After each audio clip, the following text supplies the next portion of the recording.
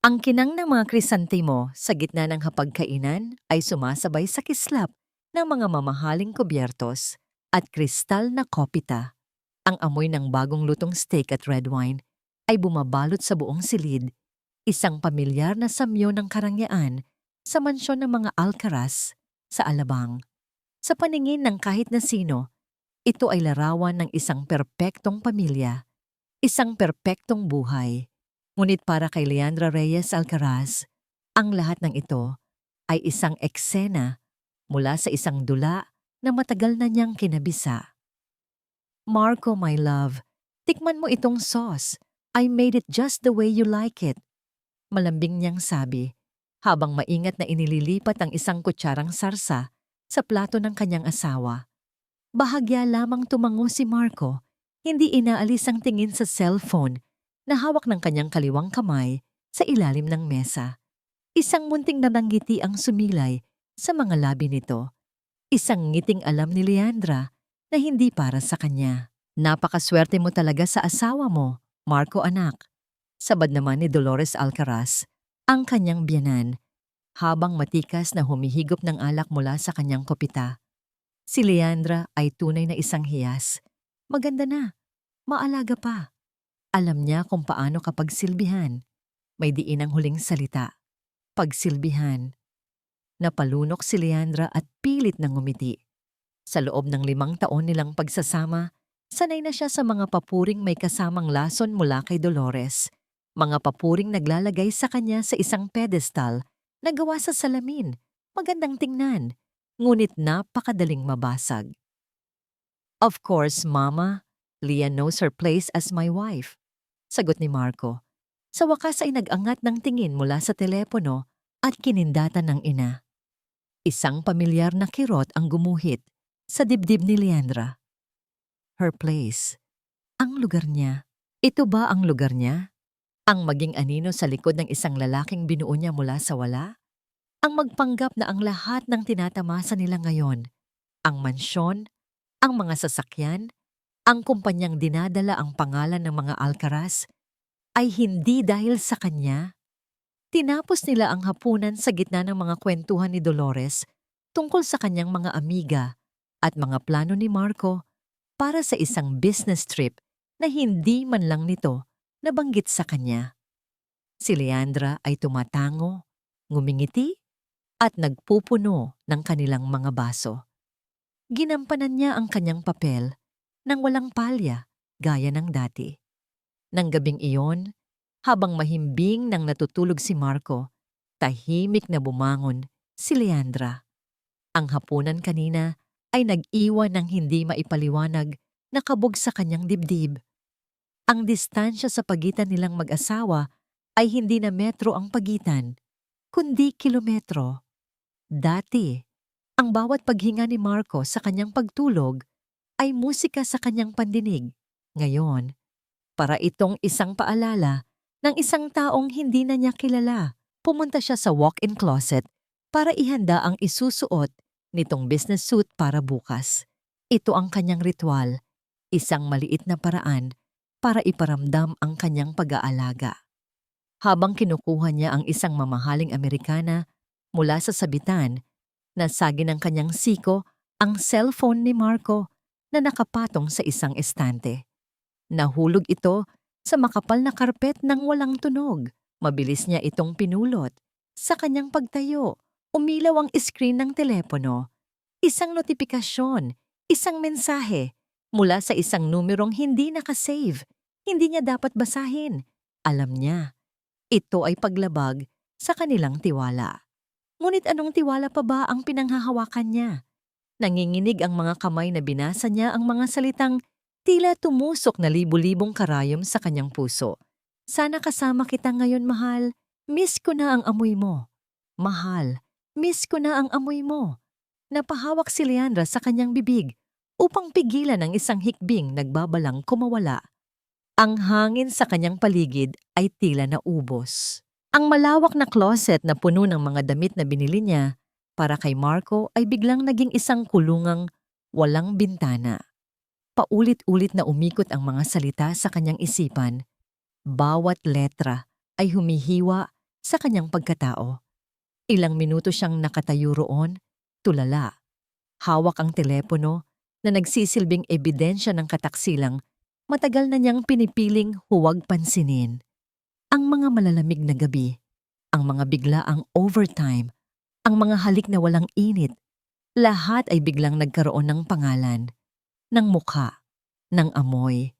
Sakto namang bumukas ang pinto ng banyo. Lumabas si Marco, nakatapis lang ng tuwalya sa baywang habang pinupunasan ang basang buhok.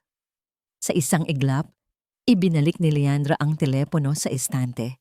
Tinalikuran ito at nagpanggap na inaayos ang kurbata ni Marco. Ang bilis ng kanyang pagkilos ay salungat sa panlalambot ng kanyang mga tuhod. "Are you okay, Leia? You look pale," tanong ni Marco.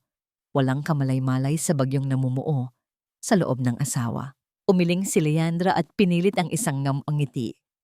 "Pagod lang siguro. I'll sleep ahead." Tumangulang si Marco. Lumapit ito sa kanya at sa isang sandaling inakala ni Leandra na yayakapin siya nito. Isang mabilis na dampilang ng labi ang iginawad nito sa kanya. Malamig. Walang buhay. Isang obligasyon. Ang malamig na halik. Iyon na iyon. Iyon ang huling patak na umapaw sa baso ng kanyang pagtitiis. Habang nagbibihis si Marco, pumasok si Leandra sa kanilang silid at nahiga. Ngunit hindi para matulog. Naghintay siya. Pinakinggan niya ang bawat galaw nito. Ang pagsisipilyo, ang pagbukas ng aparador, ang paghiga nito sa kabilang dulo ng kanilang king-sized bed. Kinabukasan maaga siyang nagising. Ginawa niya ang dati niyang ginagawa. Ipinagtimpla niya ito ng kape. Inihanda ang almusal. Hinalikan siya ulit ni Marco bago umalis. Isang halik na kasing lamig ng nagdaang gabi. Ngunit sa pagkakataong ito, may nag-iba.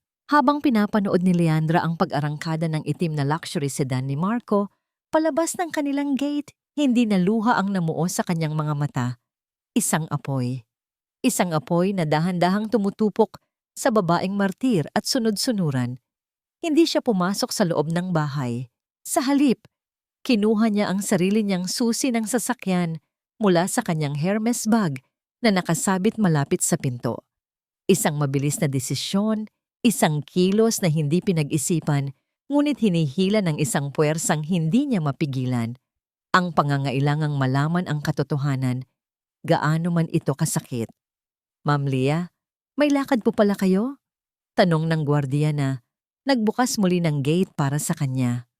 "Manong, may bibilin lang ako sandali sa labas. I'll be quick," sagot niya. Pilit na pinapakalma ang boses na nagbabantang mabasag. Pinaharurot niya ang kanyang puting SUV.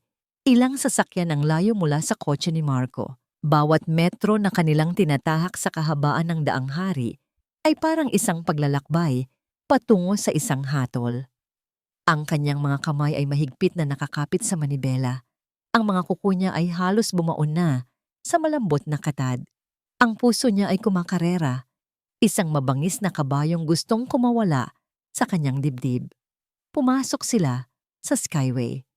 Ang destinasyon ay dapat Bonifacio Global City kung nasaan ang opisina ng Alcaraz Group. Ngunit lumagpas si Marco sa exit patungong BGC. Isang malamig na kaba ang gumapang sa buong katawan ni Leandra. Saan siya pupunta?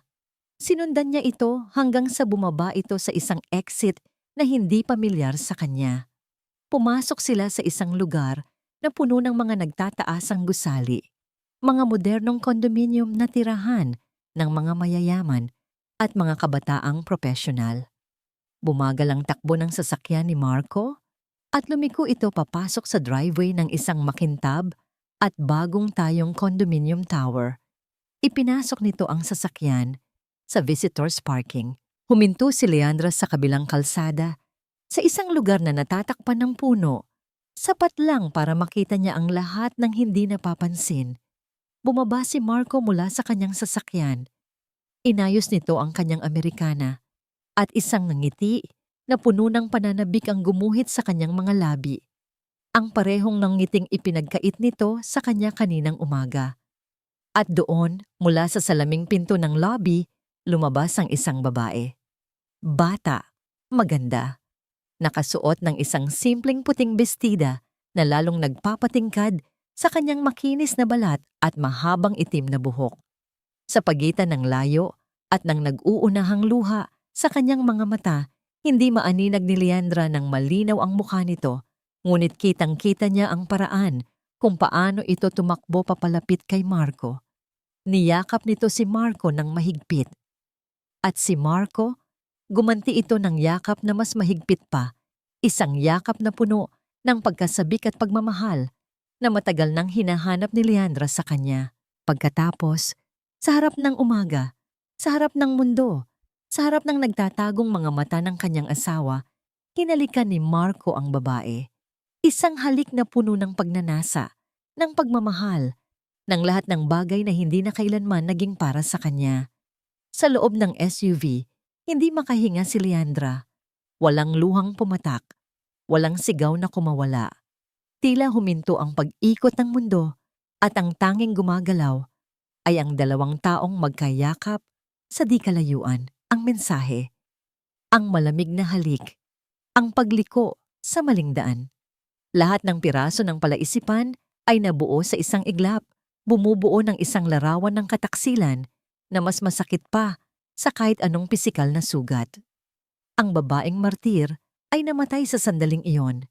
Ang reyna ay nasugatan at habang pinapanood niya ang kanyang asawa, naakayin ng babae papasok sa gusali.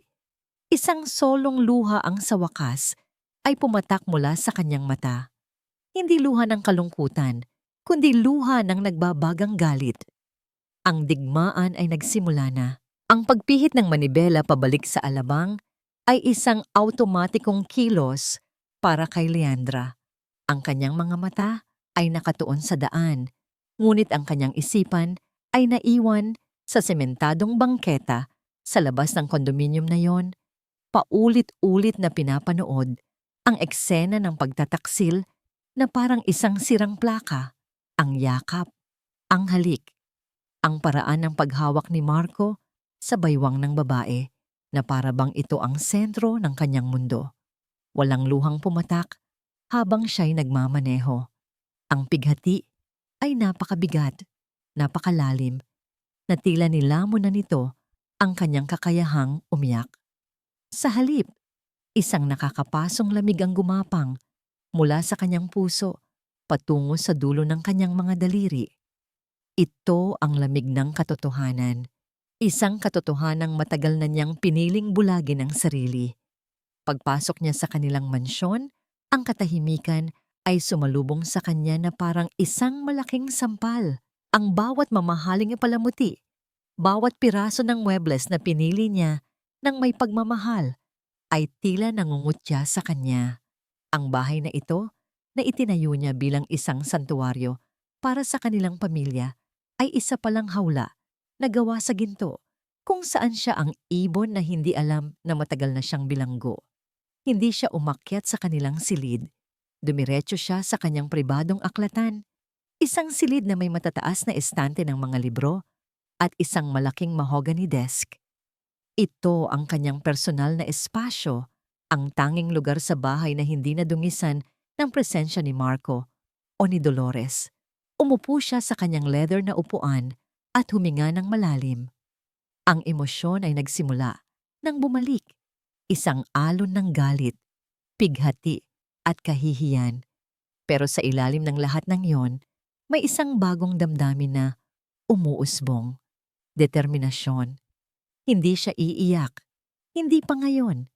Kailangan niya ng patunay. Kailangan niya ng lahat ng armas na maaari niyang makuha para sa digmaang haharapin niya.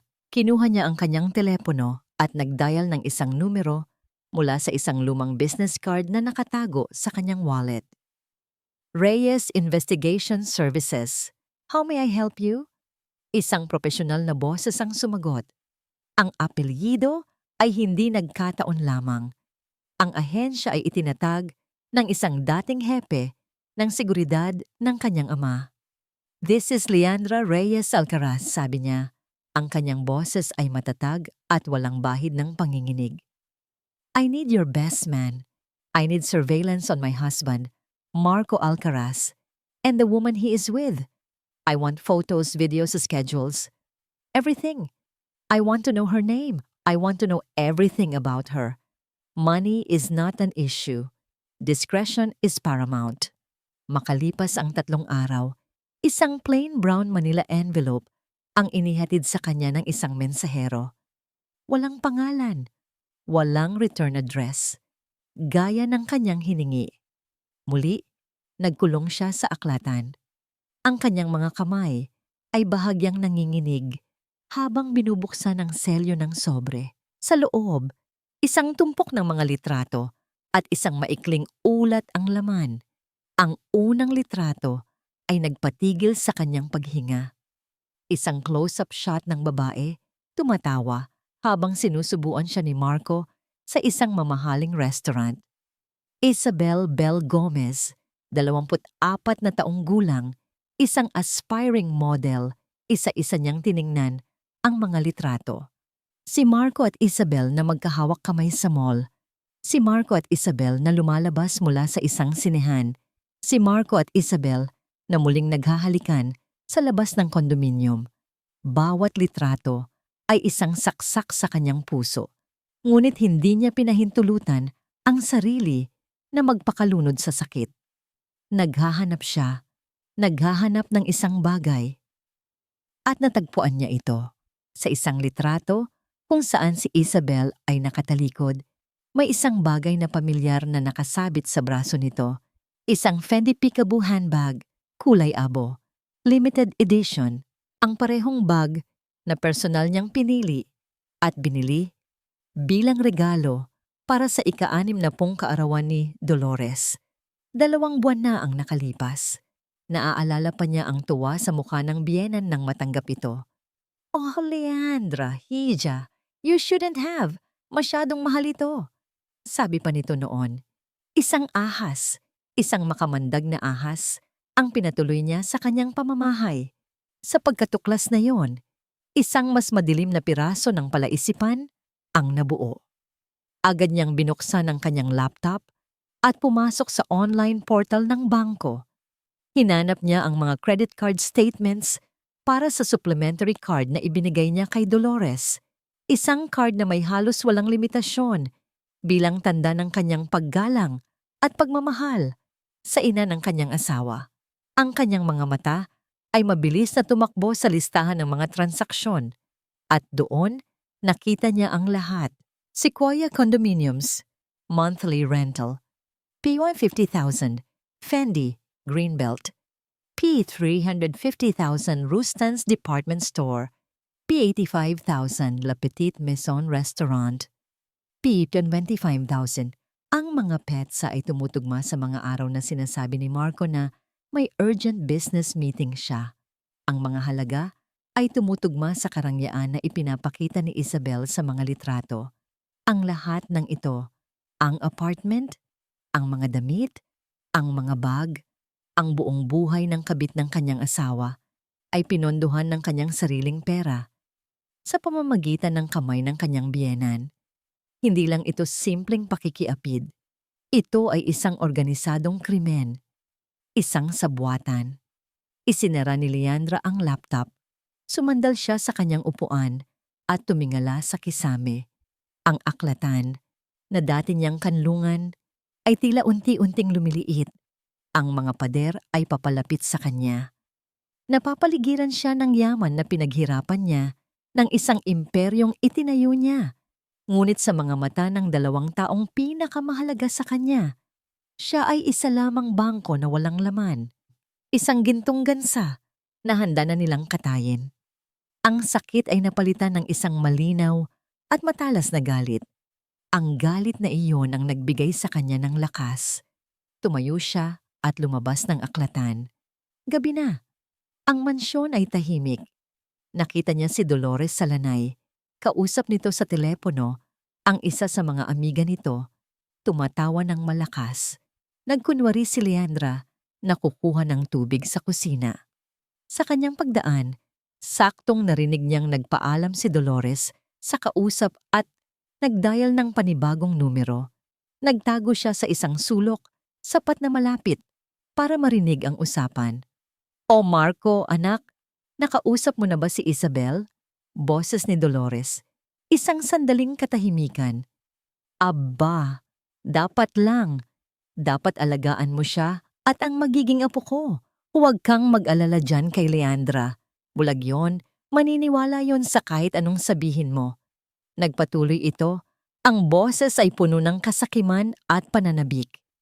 "Siguraduhin mong hindi malalaman ni Leandra ang tungkol sa pagbubuntis ni Isabel. Konting tiis na lang, anak. Mapapasa atin din ang lahat." Pagbubuntis, buntis.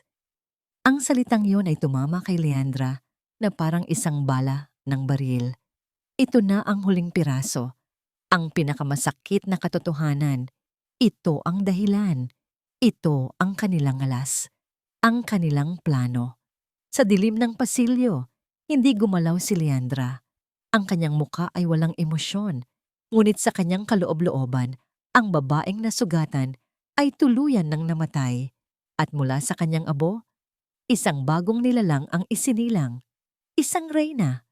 Isang reynang handa nang bawiin ang kanyang kaharian. Pagbubuntis. Ang salitang iyon ay umalingaw-ngaw sa tahimik na pasilyo. Mas malakas pa sa sigaw. Mas matalas pa sa punyal. Nanatiling nakatayo si Leandra sa dilim. Ang katawan ay tila naging bato. Ang bawat tibok ng kanyang puso ay isang mabigat na pagbagsak. Bawat paghinga ay isang pakikibaka. Ang hangin sa kanyang paligid ay naging makapal at hindi mapasok ng kanyang mga baga. Tapos na. Tapos na ang pagpapanggap. Tapos na ang pag-asa. Tapos na ang babaeng minsan niyang nakilala sa salamin. Ang babaeng naniniwala na ang pag-ibig ay kayang pagtakpan ang lahat ng kasinungalingan. Dahan-dahan siyang tumalikod. Ang kanyang mga paa ay walang ingay na gumalaw sa mamahaling Persian rug. Walang nakakita sa kanya. Walang nakarinig sa pagguho ng kanyang mundo. Pumasok siya sa kanilang master's bedroom. Ang silid na dati saksi sa kanilang mga pangarap, ngayon ay mistulang isang mausoleo ng mga patay na pangako. Dumiretso siya sa malaking salamin na nakasabit sa dingding na gawa sa marmol. Tinitigan niya ang kanyang sariling refleksyon. Ang babae sa salamin ay maputla. Ang mga mata ay nanlalalim sa puyat at pighati. May mga bakas pa ng tuyong luha sa kanyang mga pisngi. Isang babaeng kaawa-awa. Isang biktima. Itinaas niya ang kanyang nanginginig na kamay at hinaplos ang malamig na salamin. At doon, sa ilalim ng malumanay na ilaw ng ilawan, isang bagay ang nagbago. Isang huling luha ang pumatak mula sa kanyang kanang mata. Ngunit sa pagkakataong ito, hindi niya ito hinayaang dumaloy. Dahan-dahan at may diin, pinunasan niya ito gamit ang likod ng kanyang palad. Isang kilos na simple ngunit puno ng kahulugan. Ito ang kanyang huling pagluha para kay Marco Alcaraz. Ito ang kanyang huling pagluha para sa buhay na kanyang isinuko. Ang kalungkutan sa kanyang mga mata ay unti-unting napalitan. Ang apoy na nagsimula kaninang umaga ay nagliyab ng mas malakas. Tinutupok ang lahat ng bakas ng kahinaan. Ang kanyang mga balikat ay dahan-dahang umunat. Ang kanyang baba ay tumaas. Ang kanyang tingin ay naging matalas, malamig, at mapanuri. Biglang pumasok sa kanyang isipan ang isang alaala, isang tinig mula sa nakaraan. Ang kanyang ama, nakahiga sa higaan nito sa ospital, ilang araw bago ito pumanaw. Hinawakan nito ang kanyang kamay. Ang mga mata nito ay seryoso, ngunit puno ng pagmamahal. "Anak, ang yaman mo ang kapangyarihan mo. Itinayo ko ang lahat ng ito para sa'yo, para sa kinabukasan mo. Huwag mong hahayaang sino man ang umabuso nito. Maging matalino ka, maging matapang ka, at higit sa lahat, huwag mong kalimutan kung sino ka. Huwag mong kalimutan kung sino ka." Siya si Leandra Reyes, hindi lang Alcaraz. Siya ang nag-iisang tagapagmana ng Reyes Holdings, isa sa pinakamalaking korporasyon sa bansa. Isang imperyong ipinagkatiwala sa kanya. Isang imperyong pansamantala niyang ipinahiram ang pangalan sa isang lalaking hindi karapat-dapat. Tama na, bulong niya sa kanyang refleksyon. Ang boses niya ay mahina, ngunit matigas na parang bakal. Tapos na ang pagiging tupa. Oras na para maging leon. Hindi na siya nag-aksaya ng panahon. Kinuha niya ang kanyang susi at purse at tahimik na lumabas ng silid ng mansyon. Gabi na.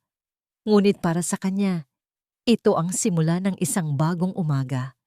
Nagmaneho siya patungo sa Makati, sa isang luma ngunit kagalang-galang na gusali. Sa opisina ng pinagkakatiwalaan nilang abogado, si Attorney David De Silva. Si Attorney De Silva ay matalik na kaibigan ng kanyang ama at para na ring pangalawang ama sa kanya. Kahit hating gabi na, sinagot nito ang kanyang tawag at pinapasok siya. Ang pag-aalala ay bakas sa mukha ng matandang abogado nang makita ang itsura ni Leandra. Hija, anong nangyari? Ayos ka lang ba? Umupo si Leandra sa silyang nasa harap ng malaking lamesa ni Attorney De Silva. Walang paligoy-ligoy, walang emosyon. Ikinuwento niya ang lahat. Ang pagtataksil, ang sabwatan, ang pera, at ang pagbubuntis. Nakinig ng mabuti ang abogado. Ang kanyang mukha ay unti-unting nagiging seryoso at puno ng galit para sa sinapit ng kanyang alaga. Nang matapos si Leandra, isang mabigat na katahimikan ang bumalot sa silid. Anong gusto mong gawin, Leandra? Mahinahon nitong tanong. Tumingin si Leandra diretso sa mga mata ni Attorney De Silva. Ang mga mata niya ay hindi na nagpapakita ng sakit, kundi ng isang determinasyong hindi matitinag. Attorney, gusto kong bawiin ang lahat. Sabi niya, ang bawat salita ay may bigat. Ang bahay, ang mga kotse, ang mga bank account, ang kumpanya. Gusto kong bawiin ang pangalan ng pamilya ko, lahat-lahat ng sa akin. Tumango si Attorney De Silva, isang maliit na ngiti ng paghanga ang sumilay sa kanyang mga labi. Nakita niya sa harap niya hindi ang isang asawang umiiyak, kundi ang tunay na anak ni Ricardo Reyes. Masusunod ni Leandra, ihanda mo lang ang iyong sarili. This will be a war. I was born ready, Attorney. Sagot niya. They just made me forget. Nang bumalik si Leandra sa mansyon, halos mag-uumaga na. Naabutan niya si Marco sa kusina. Nagtitimpla ng kape. Tila kagigising lang nito. Lea? Saan ka galing? Nag-alala ako sa'yo, sabi ni Marco. Sinubukang magpaka-sweet, ngunit bakas sa boses nito ang pagkairita. Ngumiti si Leandra, isang matamis na ngiti na hindi umabot sa kanyang mga mata.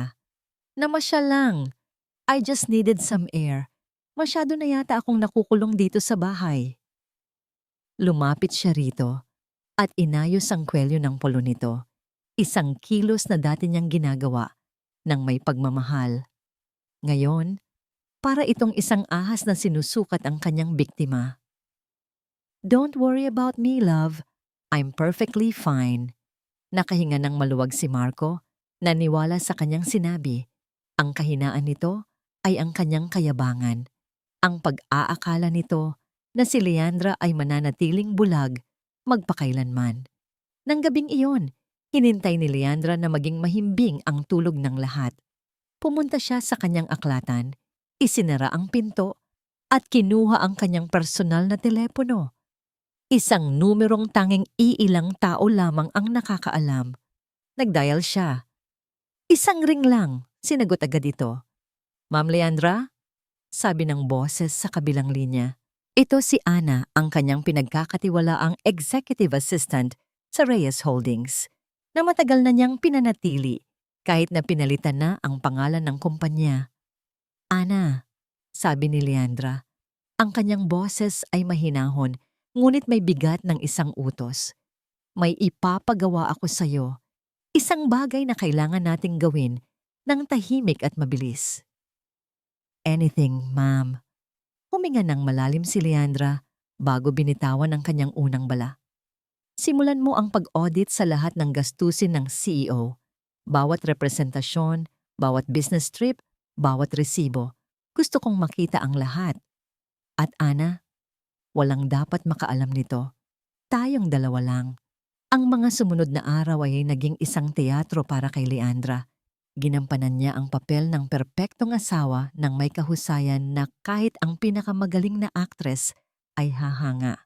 Ang kanyang mga ngiti ay kasing tamis ng dati, ang kanyang mga pag-aasikaso ay kasing init.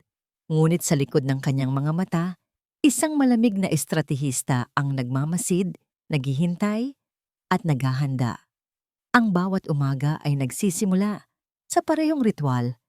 Ipinaghahanda niya ng kape si Marco, inaayos ang kanyang damit, at hinahatid ito ng isang halik sa pintuan. Isang halik na ngayon ay kasangkapan na lamang. Isang paraan upang mapanatili ang kanyang maskara. Hindi na niya nararamdaman ang lamig nito. Sa halip ito'y isang paalala ng kapangyarihan na unti-unti niyang binabawi. Ang unang senyales na gumagana ang kanyang plano ay dumating sa anyo ng isang text message, isang Biyernes ng hapon. Si Leandra ay nasa kanilang hardin, nag-aayos ng mga rosas, nang maramdaman niya ang munting panginginig ng kanyang telepono sa kanyang bulsa. Galing ito kay Ana. Maikli lamang ang mensahe, ngunit sapat na para magdulot ng isang munting ngiti sa kanyang mga labi. "Ma'am, declined na po ang corporate card." Isinara niya ang kanyang mga mata at ninamnam ang sandali. Iniisip niya ang eksena. Si Marco, sa isang mamahaling jewelry store sa Greenbelt, kasama ang kanyang kirida. Pinipili ang pinakamakinang na kwintas. Ipinapangako ang buong mundo kay Isabel. At sa oras ng pagbabayad, sa harap ng tindera at ng kanyang babae. Ang kahihiyan, ang pagtanggi ng makina, ang pagkunot ng noo ni Marco ang pagtataka sa mga mata ni Isabel. Isang munting ngiti ang sumilay sa kanyang mga labi. Isang nangiting hindi para sa mga rosas na hawak niya, kundi para sa hustisyang nagsisimula ng gumulong. Hindi nagtagal, gaya ng kanyang inaasahan, ang telepono naman ni Dolores ang narinig niyang tumutunog nang walang tigil mula sa loob ng bahay. Si Leandra ay pumasok na parang walang alam. Naabutan niya ang kanyang biyenan sa sala. Namumula ang mukha sa galit habang kausap sa telepono si Marco. "Anong ibig sabihin mong hindi gumagana ang card mo? Pati ang sa akin, ayaw tanggapin sa salon. Nakakahiya. Anong nangyayari sa pera mo, Marco?" Sigaw nito sa telepono. Pagkababa ng tawag, si Leandra naman ang hinarap nito. "Leandra, may problema ba sa bangko? Bakit hindi namin magamit ang mga credit card namin?" Tumingin si Leandra na may perpektong pagkukunwaring pag-aalala. "Talaga po, Mama? Nakoy, hindi ko po alam. Baka po may technical problem lang ang bangko. Huwag po kayong mag-alala. Tatawagan ko sila mamaya." Ngunit hindi pa siya nakontento. Lumapit siya kay Dolores at hinawakan ang kamay nito. "Mama, kung may kailangan po kayo, sabihin niyo lang po sa akin. Ako na po muna ang bahala." Ang galit sa mukha ni Dolores ay napalitan ng pagkainis. Hindi nito matanggap na kailangan nitong humingi ng pabor mula sa manugang na mababa ang tingin. Nang gabing iyon, dumating si Marco na tila isang bagyo.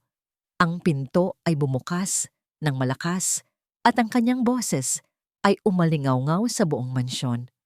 "Leandra, nasaan ka?" Di lumabas si Leandra mula sa kusina. May hawak na baso ng tubig, ang mukha ay kalmado. "Marco, nandito lang ako. Bakit ka sumisigaw?" "Anong nangyayari, Leandra?" Galit nitong tanong. Ang ugat sa kanyang leeg ay lumilitaw. "Bakit na-decline ang card ko? Bakit nakalock ang supplementary card ni Mama? Anong ginagawa mo?" Humarap sa kanya si Leandra, hindi natitinag sa galit nito. "Bakit ako ang sinisisi mo? Wala akong ginagalaw, Marco. Gaya ng sabi ko kay Mama, marahil ay may problema lang sa sistema ng bangko. Masyado ka namang high blood. Uminom ka muna ng tubig." Inabot niya ang baso, ngunit tinabig lang ito ni Marco. "Huwag mo akong daanin sa mga ganyan mo. Pinapahiya mo ako. Alam mo ba kung gaano nakakahiya ang nangyari kanina? Hindi ko alam, sagot ni Leandra. Ang boses ay malamig na. Bakit, ano ba ang nangyari kanina, Marco? Saan ka ba galing? Natigilan si Marco. Ang galit niya ay biglang nagkaroon ng bahid ng pagkataranta. Hindi niya masabi ang totoo. May, may business meeting ako. Palusot nito. Isang importanteng kliyente. Tumango si Leandra. Isang bahagyang ngisi ang gumuhit sa kanyang mga labi. Ah, ganun ba? Sige, tatawagan ko ang bangko bukas para ayusin. Huwag ka nang mag-init ng ulo. Tinalikuran niya ito at iniwang nakatayo sa gitna ng sala. Naguguluhan, galit, at sa unang pagkakataon, nakakaramdam ng pagkawala ng kontrol. Ito ang unang hila sa trono.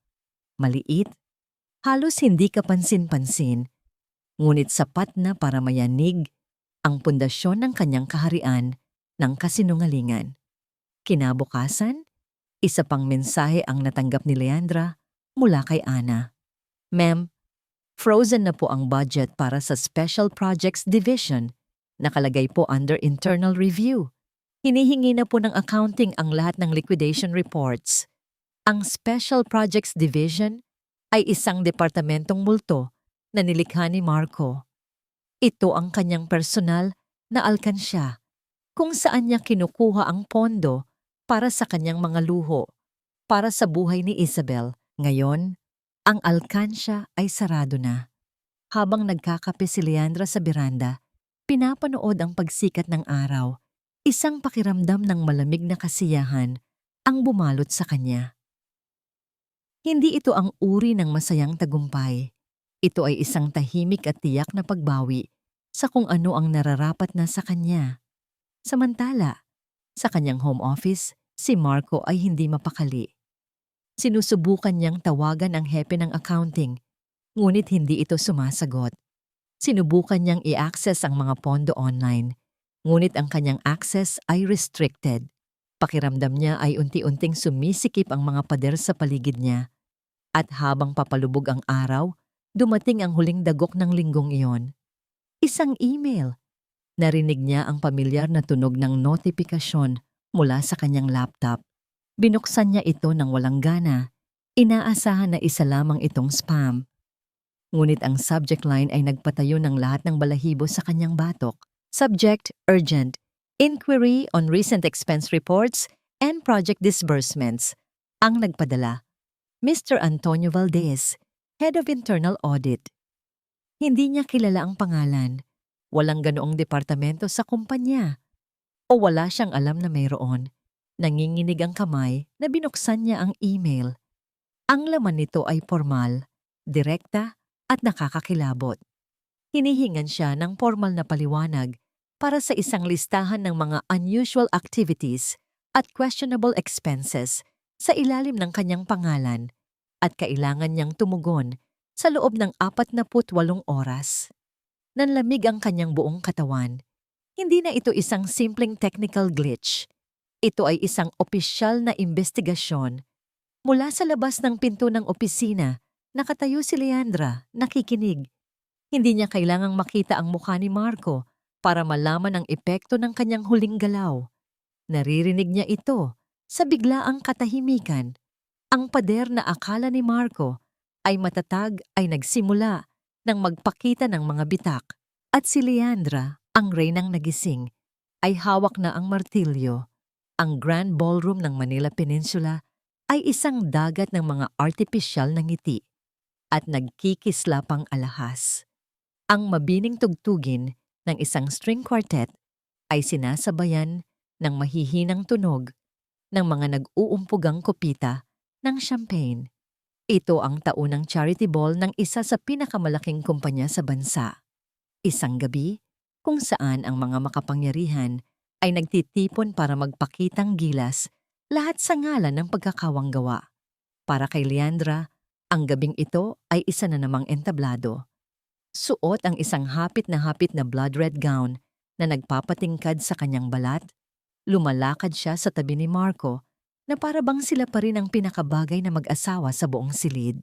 Si Marco, sa kanyang mamahaling tuksido, ay ang perpektong accessory. Ngumingiti siya, kumakamay sa mga kakilala, at bumabati na para bang walang anumang bumabagabag sa kanya. Ngunit sa likod ng kanyang mga mata, isang bagyo ang nag-aalimpuyo. Ang email mula sa internal audit ay parang isang bombang nakaamba sa kanyang ulo. Sa loob ng 2 araw, hindi siya makatulog ng maayos. Ang bawat kilos ni Leandra, bawat ngiti, ay tila may nakatagong panunuya. Pakiramdam niya ay sinusukol siya, ngunit hindi niya alam kung saan nanggagaling ang atake. "Mr. Alcaraz, good to see you!" Bati ng isang matabang negosyanteng Tsino na nagngangalang Mr. Antan, isa sa mga potensyal na investor na matagal nang nililigawan ni Marco. "Mr. Tan, the pleasure is all mine," sagot ni Marco. Inilabas ang kanyang pinaka-charming na ngiti. Ito ang kanyang pagkakataon na patunayan sa sarili at kay Leandra na siya pa rin ang may kontrol.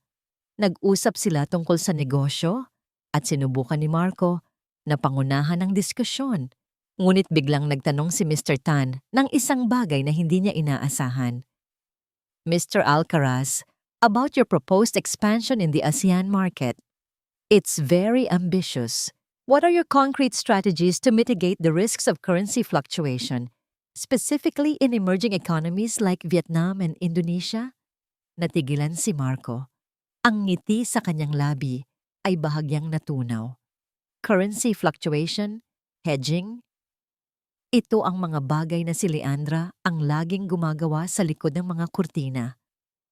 Well.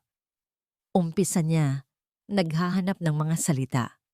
"We have a very robust and proactive team, Mr. Tan. They are handling all of that." Isang sagot na walang laman at alam ito ni Mr. Tan. Ang interes sa mukha ng investor ay nagsimulang maglaho. At doon, sa perpektong tiyempo, pumasok si Leandra. Ang kanyang boses ay kalmado at puno ng kumpiyansa. "If I may add, Mr. Tan," malumanay niyang sabi na agad kumuha ng atensyon ng matandang negosyante. "Aside from standard hedging strategies, we're actually pioneering a localized procurement model. By sourcing majority of our raw materials within those countries, we minimize our exposure to dollar-based transactions, effectively creating a natural buffer against forex volatility. It also strengthens our relationship with local economies." Ang mga mata ni Mr. Tan ay nanlaki sa paghanga. Tumingin siya kay Leandra, pagkatapos ay kay Marco, at muli kay Leandra. "Impressive, very impressive, Mrs. Alcaraz. You have a brilliant mind." Ngumiti lang si Leandra. "My husband and I make a great team." Ngunit ang tingin na ibinigay niya kay Marco ay nagsasabing, "Ako ang utak. Ikaw ang palamuti." Ang mukha ni Marco ay nag-iba ng kulay. Mula sa pamumula ng galit patungo sa pamumutla ng matinding hiya. Sa isang iglap, sa harap ng isang importanteng tao, siya ay naging anino ng sarili niyang asawa. Sa kabilang dako ng ballroom, nakaupo si Dolores kasama ang kanyang mga amiga, mga kapwa matronang ang tanging libangan ay ang pag-usapan ang buhay ng iba. "Ang ganda talaga ng manugang mo, Dolores." Puri ng isang ginang. Sumimsim ng champagne si Dolores bago sumagot. Ang boses ay sapat na malakas para marinig ng mga nasa katabing mesa. "Naku, oo. Si Leandra, maswerte lang talaga sa asawa. Kung hindi dahil sa anak kong si Marco, nasaan kaya siya ngayon?" Sakto namang papalapit si Leandra sa kanilang grupo, dala ang 2 baso ng champagne. Narinig niya ang bawat salita. Imbes na magalit, isang malamig na determinasyon ang pumuno sa kanya.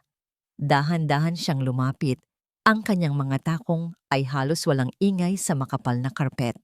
"Magandang gabi po, mga tita." Bati niya na may matamis na ngiti. Inabot niya ang isang baso kay Dolores. "Mama, champagne po." Tumingin siya sa mga amiga nito. Pagkatapos ay ibinalik ang tingin sa kanyang biyenan. "At narinig ko po ang sinabi ninyo, Mama. Tama po kayo." Nagulat si Dolores, hindi inaasahan ang pagsang-ayon. "Tama po kayo." Pag-uulit ni Leandra, ang ngiti ay nananatili sa kanyang mga labi, ngunit ang kanyang mga mata ay tila 2 piraso ng yelo. Swerte po talaga si Marco sa akin. Isang nakabibinging katahimikan ang bumalot sa lamesa. Ang mga amiga ni Dolores ay biglang nag-iwasan ng tingin. Ang iba ay biglang umubo. Ang kulay sa mukha ni Dolores ay nawala. Ang pasimpleng pang-iinsulto ay isinampal pabalik sa kanya ng may doble karang lakas at talino. Ang biyahe pa uwi ay binalot ng isang mabigat na katahimikan. Sa loob ng Rolls-Royce, si Marco ay nakatingin sa labas ng bintana. Ang kanyang panga ay mariing nakatikom. Si Leandra naman ay kalmadong nakaupo, pinagmamasdan ang mga ilaw ng syudad na kanilang dinadaanan. Nang nasa Skyway na sila, hindi na nakatiis si Marco. "Anong ginagawa mo?" tanong niya. Ang boses ay mahina, ngunit puno ng pinipigilang galit. Hindi lumingon si Leandra. "Anong ibig mong sabihin?" "Don't play dumb with me, Leandra." Sigaw niya. Sa wakas ay sumabog. "Yung kanina, kay Mr. Tan, tapos yung sa mga amiga ni Mama. Pinaplano mo ba ito? Ang ipahiya ako sa harap ng lahat?" Dahan-dahang lumingon si Leandra. Ang muka ay walang anumang emosyon.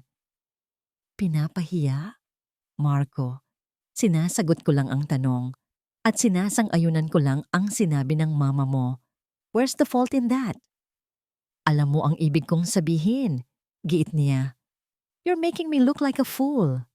"Hindi kita kailangang gawing katawa-tawa, Marco. You do a perfectly good job of that on your own." Malamig niyang sagot. Tumingin siyang muli sa labas ng bintana. "Inilulugar ko lang ang sarili ko, Marco, sa lugar na dapat ay sa akin talaga." Hinarap niya ito at sa pagkakataong ito, ang lamig sa kanyang mga mata ay napalitan ng isang apoy na nagbabala. "Baka nakakalimutan mo kung sino talaga ako." Natameme si Marco. Ang mga salitang yon, ang tingin na yon, ito ay hindi ang Leandra na kilala niya. Nakarating sila sa mansyon sa gitna ng tensyon na halos nahihiwa sa hangin. Pagbukas ng malaking gate, bumungad sa kanila ang perpektong fasad ng kanilang tahanan, nagniningning sa ilalim ng mga ilaw ng hardin. Ngunit ang perpektong larawan ay biglang nasira. Sa liwanag ng kanilang headlights, isang figura ang nakatayo sa labas ng tarangkahan. Isang babae. Nakasuot ng simpleng damit, ang buhok ay bahagyang magulo, at ang mukha ay basang-basa ng luha. Nanlaki ang mga mata ni Marco. Nang mas luminaw ang imahe, isang pangalan ang kumawala sa kanyang mga labi. Isang bulong na puno ng pagkatakot at gulat. "Isabel?" Sa tabi niya, hindi kumibo si Leandra. Ngunit ang kanyang mga kamay, na nakapatong sa kanyang mamahaling clutch bag, ay mariing kumuyom. Ang ahas ay lumabas na sa kanyang lungga. At ngayon, nasa tarangkahan na ng kanyang palasyo. Ang Rolls-Royce ay huminto sa tapat ng malawak na driveway. Sa loob, ang katahimikan ay mas mabigat pa kaysa sa isang sigaw. Ang mukha ni Marco ay isang bukas na aklat ng pagkataranta. Ang kanyang mga mata ay pabalik-balik na tumitingin mula kay Isabel na nakatayo sa labas na parang isang basang sisiw, patungo kay Leandra na nananatiling walang kibo sa kanyang tabi. Ang isip ni Leandra ay isang kalmadong karagatan sa gitna ng bagyo. Hindi siya nagulat. Sa katunayan, inaasahan na niya ito. Nang ipaputol niya ang lahat ng pinagkukunan ng pera ni Marco, alam niyang oras na lang ang bibilangin bago mapilitan si Isabel na gumawa ng desperadong hakbang. Ang pagpapaalis dito sa apartment na binayaran niya ay ang huling tulak. Anong ginagawa niya dito? Halos pabulong na tanong ni Marco. Mas para sa sarili kaysa kay Leandra. Hindi sumagot si Leandra. Sa halip, kalmado niyang binuksan ang pinto ng sasakyan at bumaba. Ang kanyang paglakad patungo sa umiiyak na babae ay mabagal, tiyak, at puno ng awtoridad. Bawat hakbang ng kanyang stiletto sa cobblestone ay isang pagdidiin ng kanyang kapangyarihan. "Isabel?" sabi ni Marco na mabilis na sumunod sa kanya Sinubukang harangan ang kanyang daan. Leah, pumasok ka muna sa loob. Ako nang bahala dito. Ngunit tiningnan lang siya ni Leandra na para bang isa siyang hangin. Nilampasan niya ito at huminto sa harap ni Isabel. Ang babae ay nag-angat ng kanyang luhaang mukha. Bata pa siya, napansin ni Leandra. Mas bata pa sa kanyang inakala. Ngunit ang kahinaan sa kanyang mga mata ay nababahira ng kalkulasyon. Isa siyang manlalaro kahit na hindi kasing galing niya. Sino ka? Anong kailangan mo? Tanong ni Leandra. Ang kanyang boses ay malamig at walang emosyon, na para bang kausap niya ay isang estranghero na naligaw ng daan. Ako si Isabel. Humihikbing sagot ng babae. Tumingin ito kay Marco na para bang humihingi ng tulong. Marco, tulungan mo ako. Pinalayas ako sa apartment, wala akong mapuntahan. Sa eksaktong sandaling iyon, bumukas ang malaking pinto ng mansyon. Lumabas si Dolores, nag-aalala dahil sa ingay. Ngunit nang makita niya si Isabel, ang pag-aalala sa kanyang mukha ay napalitan ng isang kakaibang ngiti. Isang ngiti ng tagumpay. Ito na, ang sandaling pinakahihintay niya. Isabel, hija! Sabi ni Dolores, ang boses ay puno ng pagkukunwaring awa. Mabilis siyang lumapit at inakay ang babae. Anong nangyari sa'yo? Halika. Pumasok ka muna. Marco, anak, papasukin mo siya. Tumingin si Dolores kay Leandra. Ang kanyang mga mata ay nagliliyab sa panunumbat at paghamon. Huwag kang mag-alala, Leandra. May karapatan si Isabel dito. Si Marco na nahuli sa pagitan ng dalawang babae ay tila isang estatwang hindi makagalaw. Pumasok sila sa grand foyer ng mansyon. Si Dolores, na may pag-aalaga, ay inupo si Isabel sa isa sa mga antigong sopa. Si Leandra ay nanatiling nakatayo malapit sa pinto. Ang kanyang mga braso ay nakahalukip-kip, isang tahimik na tagamasid sa dula-dulaang nagaganap sa kanyang sariling pamamahay. Marco, kumuha ka ng tubig para kay Isabel. Utos ni Dolores. Sinunod ni Marco ang utos na parang isang robot. Hinarap ni Dolores si Leandra. Ang kanyang boses ay tumaas, puno ng huwad na kabanalan. Leandra, alam kong nabigla ka, ngunit kailangan mong tanggapin ang katotohanan. Si Isabel ay hindi na iba sa pamilyang ito. Humigpit ang pagkakayakap ni Dolores kay Isabel, na lalo namang nagpaawa, humihigbi habang hawak-hawak ang kanyang tiyan. At doon, binitawan ni Dolores ang bomba na sa akala niya ay tatapos sa laban. Dahil dinadala niya sa kanyang sinapupunan ng apo ko, ang tagapagmana ng mga Alcaraz.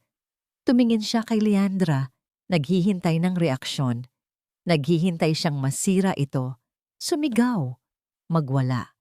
Iyon ang kanyang inaasahan, iyon ang kanilang plano. Ngunit hindi iyon ang nangyari. Walang emosyong mababasa sa mukha ni Leandra. Ang tanging nagbago ay ang bahagyang pagtaas ng isang sulok ng kanyang bibig. Isang ngiting nakakakilabot sa lamig. Tapos na ba kayo sa inyong dula? Tanong niya. Ang kanyang boses ay pumuno sa katahimikan ng foyer.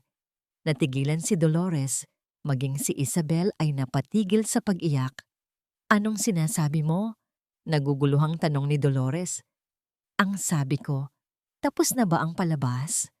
Pag-uulit ni Leandra, dahan-dahang lumalakad papalapit. Magaling. Magaling ang pag-arte ninyong lahat. Karapat-dapat kayong manalo ng FAMAS Award. Tumingin siya kay Isabel.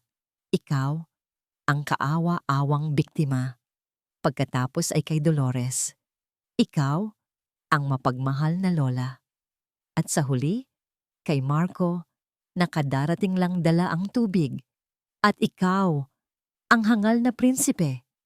Leandra, sumusobra ka na. Sigaw ni Dolores na muling nakabawi sa pagkabigla. Wala kang karapatang paalisin siya.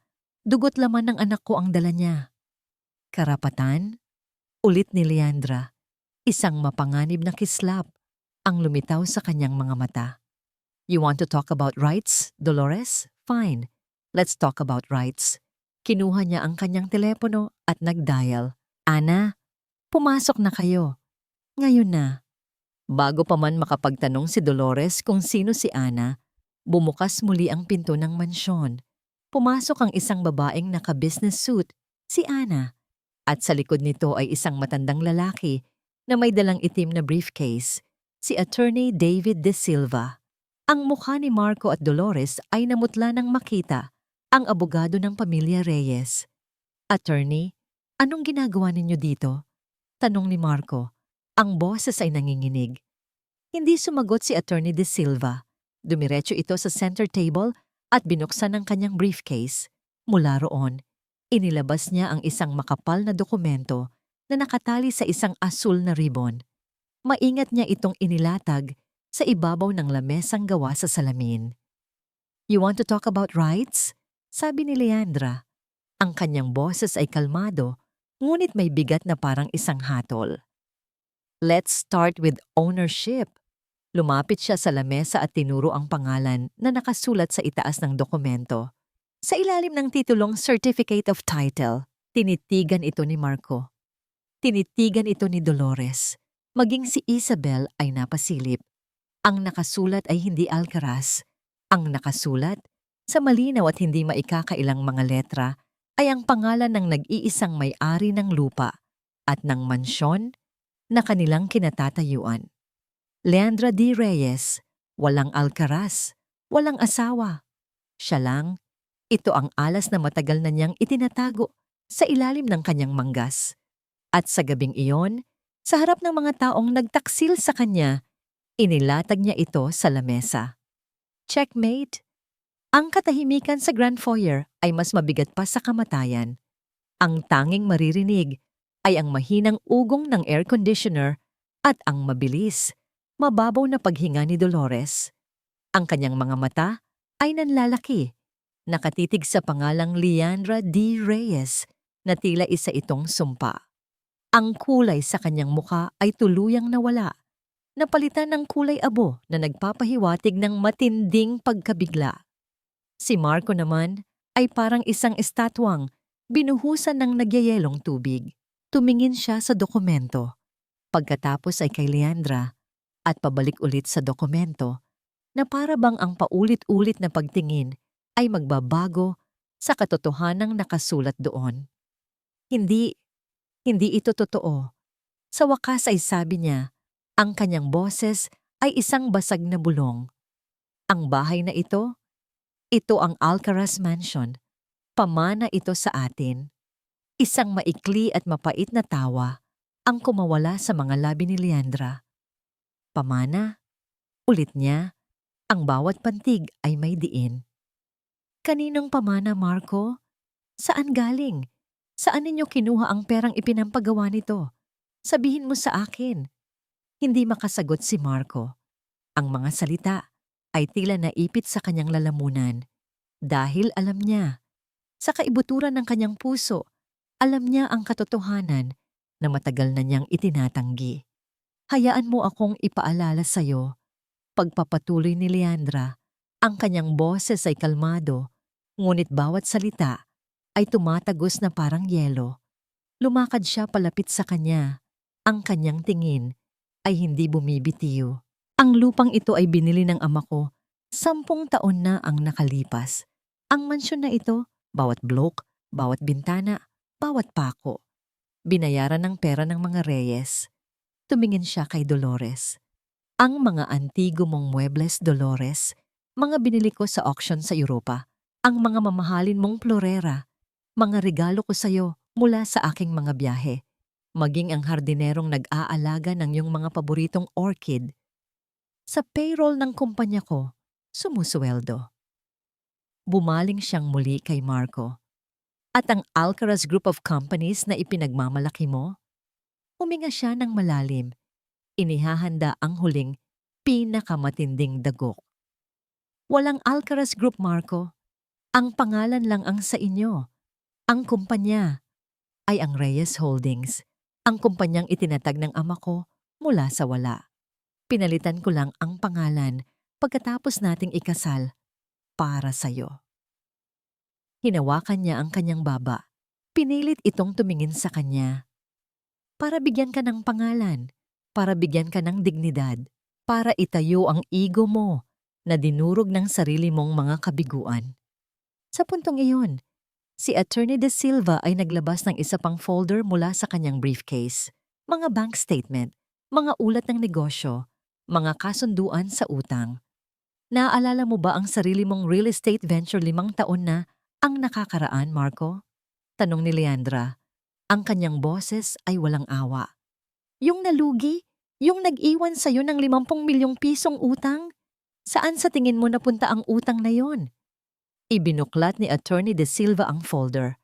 Ang mga dokumento ay nagpapakita ng malinaw na katibayan. Si Leandra Reyes ang nagbayad ng lahat.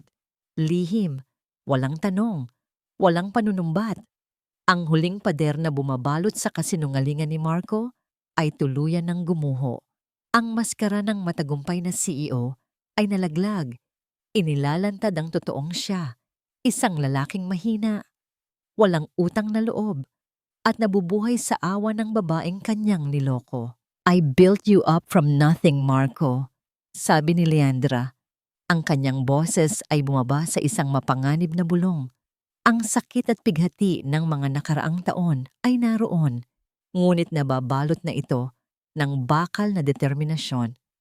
I gave you a name, a position, a life you never deserved. And this is how you repay me?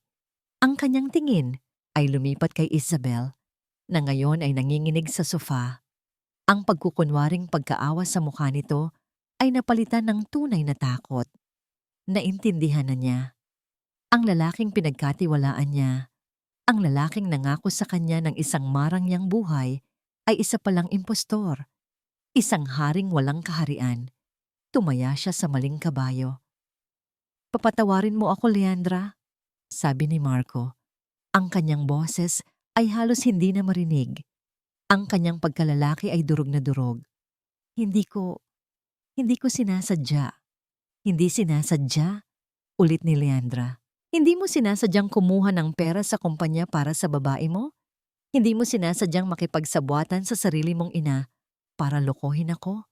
At hindi mo sinasadyang iwanan ang buto mo sa sinapupunan niya para may maipantapat ka sa akin? Ang bawat tanong ay isang sampal. Mas masakit pa sa pisikal. Si Dolores, na kanina'y nagmamatapang, ay biglang napaupo sa sahig. Ang kanyang mga tuhod ay hindi na kayang suportahan ang kanyang katawan.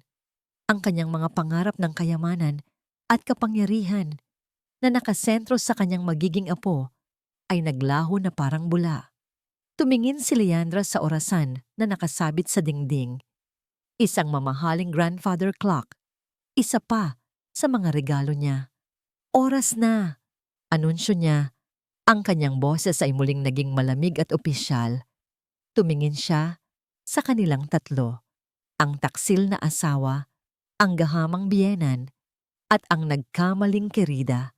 Ang tatlong ahas sa kanyang paraiso. Binibigyan ko kayo ng 24 na oras para lisanin ang pamamahay kao. Ang diin sa salitang ko ay pinal.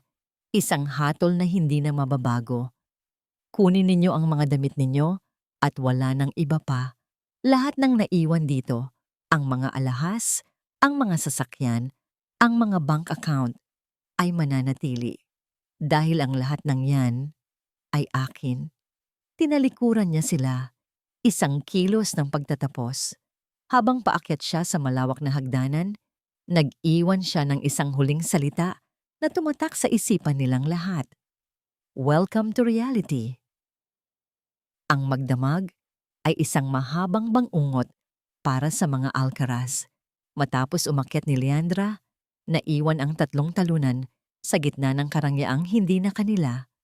Si Isabel, sa sandaling naintindihan na wala ng pera at kapangyarihan si Marco, ay tahimik na tumayo. Pinunasan ng kanyang mga pekeng luha at walang paalam na umalis. Hindi na niya kailangan pang umarte. Tapos na ang kanyang papel sa dulang ito. Naiwan si Marco at si Dolores, nakaupo sa sahig ng foyer napapaligiran ng katahimikang mas maingay pa sa isang pagsabog. Ang kanilang mga pangarap ay naging abo sa isang iglap. Si Dolores ang unang nakabawi.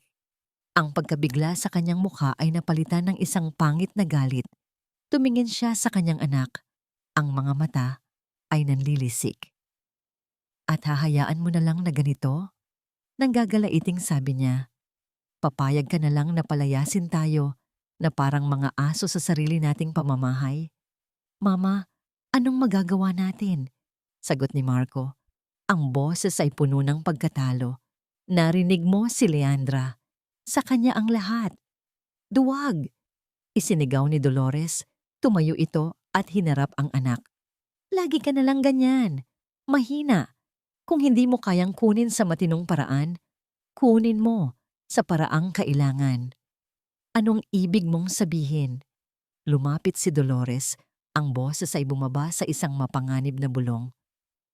Hindi pa tapos ang laban, Marco. May alas pa rin tayo. Ang reputasyon niya. Ang pangalan ng mga Reyes. Isipin mo kung may mangyaring masama sa kanya. Sino ang unang makikinabang? Ang asawa. At kung may hawak kang isang sikreto, isang bagay na ikasisira niya, mapipilitan siyang makipag-ayos. Mama, nababaliw ka na ba? Gulat na tanong ni Marco. Gusto mong saktan ko si Leandra? O i-blackmail? Gusto kong lumaban ka. Giit ni Dolores. Gawin mo ang lahat para hindi tayo mapunta sa kalsada. Kausapin mo siya. Lambingin mo. Gamitin mo ang pagmamahal na nararamdaman pa rin niya para sa'yo. At kung hindi yon gumana, ipakita mo sa kanya na hindi ka isang basahan na basta na lang niya pupulutin at itatapon. Ang mga salita ni Dolores ay parang lason na, unti-unting pumasok sa isipan ni Marco. Ang kanyang pagkalalaki na dinurog ni Leandra ay naghahanap ng kahit anong paraan para maibalik ang kanyang dangal. Ang takot na mawala ang lahat ay mas malakas kaysa sa kanyang konsensya. Kinabukasan, habang si Leandra ay nasa kanyang aklatan at kausap sa telepono si Attorney De Silva para sa mga susunod na hakbang, isang katok ang narinig niya sa pinto. Pasok, sabi niya. Inaasahan na isa yon sa mga kasambahay, ngunit si Marco ang pumasok. Ang kanyang mukha ay gusot, ang mga mata ay namumugto. Ang kayabangan ng nakaraang gabi ay wala na, napalitan ng isang anyo ng pagsisisi. Leah, mahal, maaari ba tayong mag-usap? Sabi niya.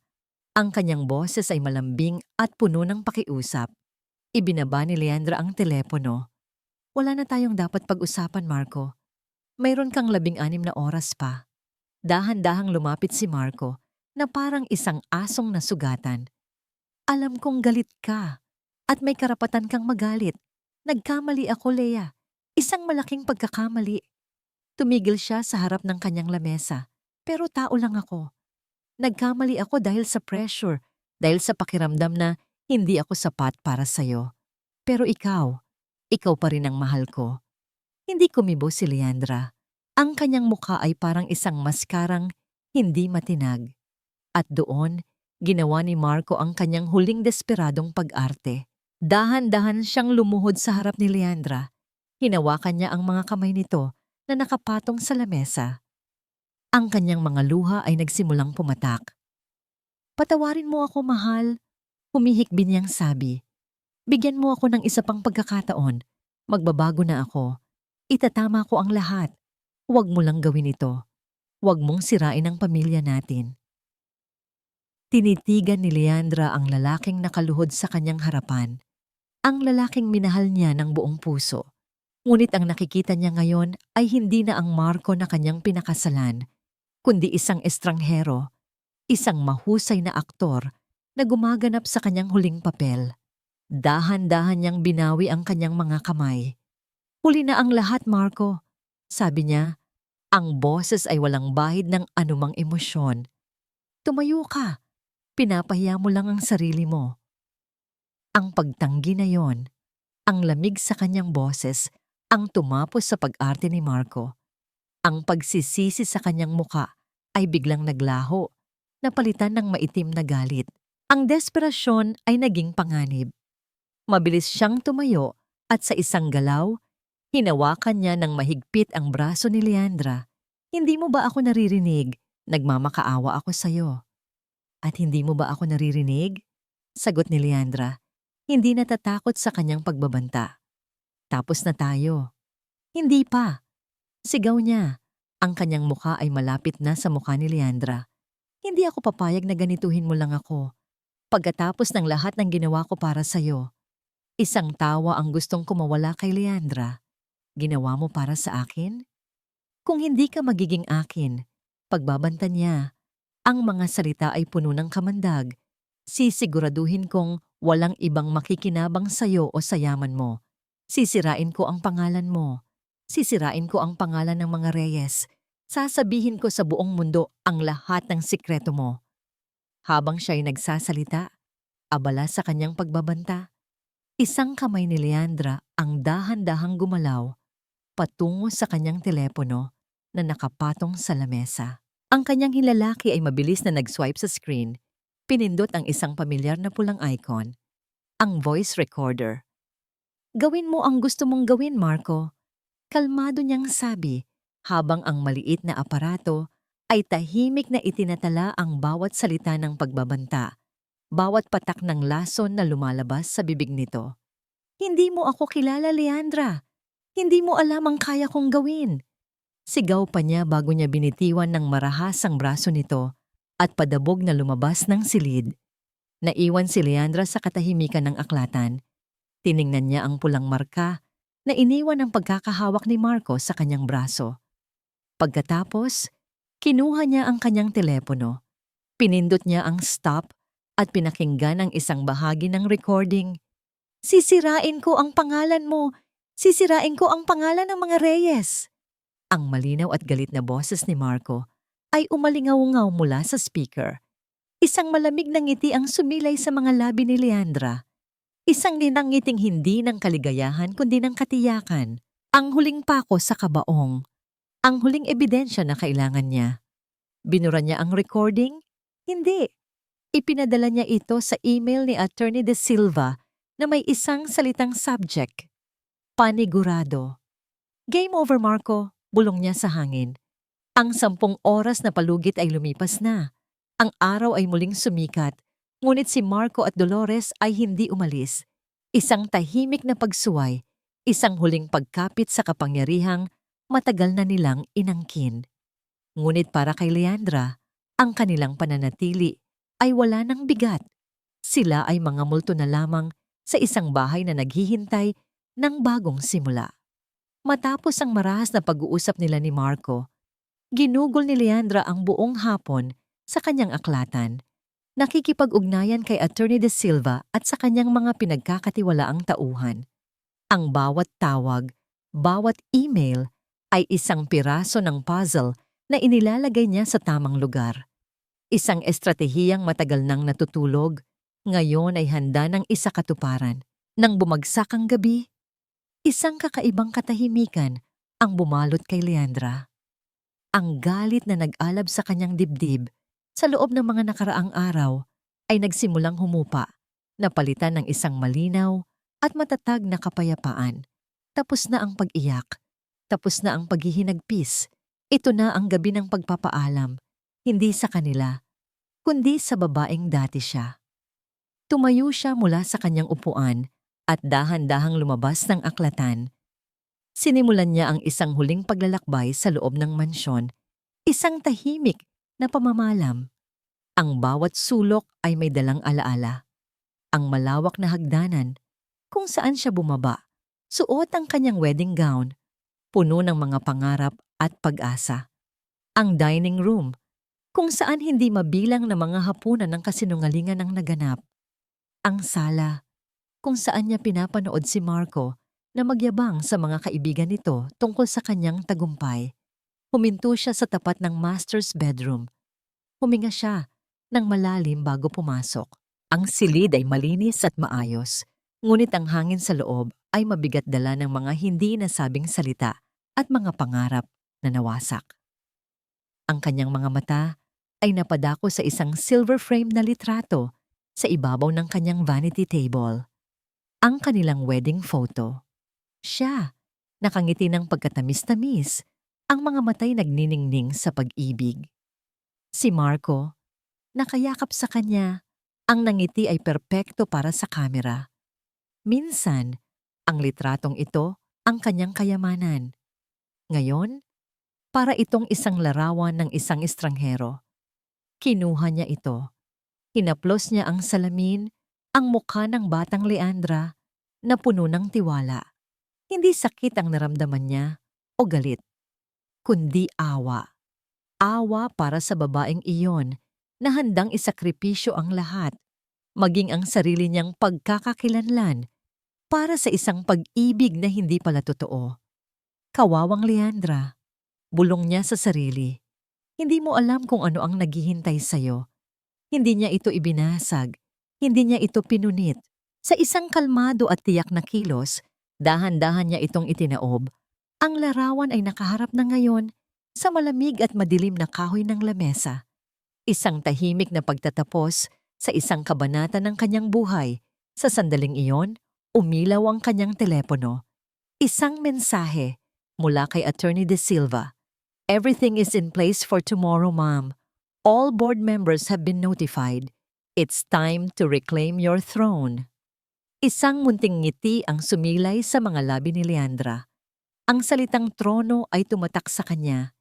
Hindi ito tungkol sa pera o sa kumpanya. Ito ay tungkol sa pagbawi sa kanyang sarili, sa kanyang kapangyarihan, sa kanyang pagiging reyna ng sarili niyang buhay. Lumabas siya patungo sa malawak na balkonahe ng kanilang silid.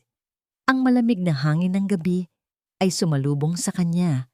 Tila nililinis ang huling bakas ng lumbay sa kanyang puso. Sa ibaba, ang mga ilaw ng alabang ay kumikinang na parang isang karagatan ng mga bituin. Ang syudad na ito, ang imperyong ito, ay saksi sa kanyang pagbagsak. At ngayon, magiging saksi rin ito sa kanyang muling pagbangon. Ipinikit niya ang kanyang mga mata at huminga ng malalim. Ang bawat paghinga ay isang pagtanggap. Pagtanggap sa sakit, pagtanggap sa katotohanan, at pagtanggap sa lakas na natagpuan niya sa gitna ng pagkawasak. Handa na siya. Kinabukasan, ang almusal ay isang eksena ng matinding tensyon. Si Dolores ay nakaupo sa dulo ng hapagkainan, nakabihis na parang reyna, na para bang isang normal na araw lamang. Si Marco, suot ang kanyang business suit, ay nagbabasa ng dyaryo. Isang manipis na kalasag laban sa katotohanang naghihintay. Ang kanilang pagmamatigas ay ang kanilang huling sandata. Kalmadong pumasok si Leandra sa silid, sariwa at mukhang nakapagpahinga. Good morning, bati niya. Ang kanyang boses ay magaan at walang bahid ng anumang tensyon. Tiningnan lang siya ni Marco mula sa itaas ng kanyang dyaryo. Umupo si Leandra at nagsimulang maglagay ng pagkain sa kanyang plato. Ang katahimikan ay halos nahihiwa. Biglang, isang pamilyar na tunog ang bumasag sa katahimikan. Ang tunog ng isang email notification mula sa telepono ni Marco. Automatiko niyang kinuha ito. Ang kanyang mga mata ay nasa dyaryo pa rin. Ngunit nang makita niya kung kanino galing ang email, ang Office of the Corporate Secretary, bigla siyang natigilan. Ang kanyang paghinga ay tila nahinto. Dahan-dahan niyang ibinaba ang dyaryo. Ang kanyang mukha ay namutla.